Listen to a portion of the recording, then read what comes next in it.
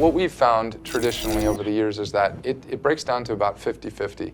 The longevity of the game ends up being a lot about the multiplayer side of the house, but that the actual total sales or total interest from the community at large is, about 50% single and 50% multi. As far as does esport cater too much to the hardcore and whether we are doing anything for the casual gamer, we definitely are very aware of that. We're aware of Battle.net and Warcraft 3 and even StarCraft prior to that if you went up online, the experience that many people had was they went and they got thrown into a game with somebody who was very good. You got your ass handed to you effectively, and then you went away going, wow, that was not that fun. So we're aware of it. We are throwing a lot of effort into esport because we think it's an important part of the community, but we are also ensuring that casual gamers have an experience that they can do, and we'll go into a lot more of that as we reveal more about Battle.net. But as one example,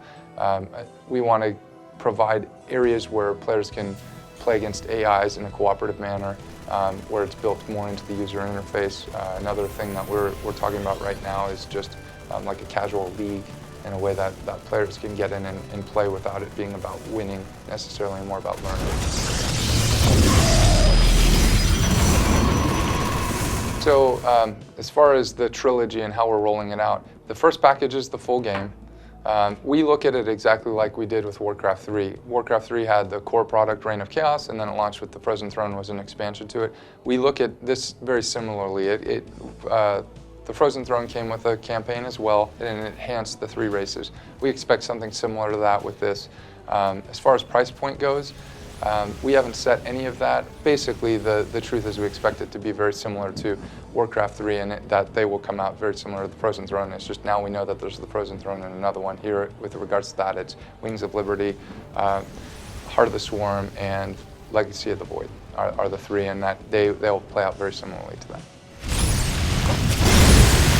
As far as the editor goes, it's a huge part of our complete package from our perspective. So we're putting a ton of effort into. The same guy, Brett Wood, is working on the editor that worked on the Warcraft 3 editor that made Dota.